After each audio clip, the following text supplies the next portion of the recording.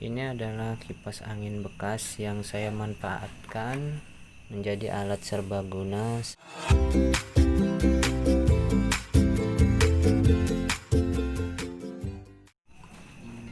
Oke, kali ini saya akan membahas memanfaatkan barang bekas agar lebih bisa bermanfaat daripada dibuang. Jadi barang bekas yang saya modifikasi ini adalah bekas kipas angin blower yang sudah saya modifikasi seperti halnya menjadi alat serbaguna Gurinda ini. Baik, langsung aja kita review apa aja kegunaan dari barang bekas kipas angin blower ini.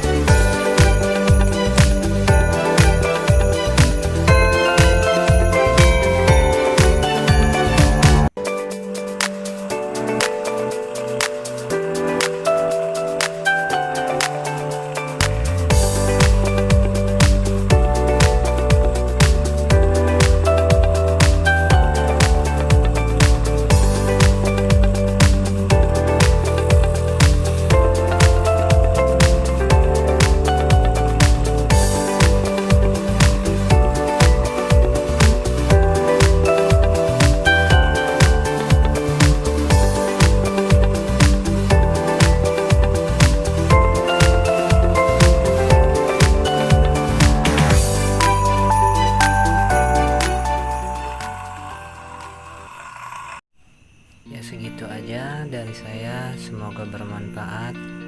Terima kasih. Wassalamualaikum warahmatullahi wabarakatuh.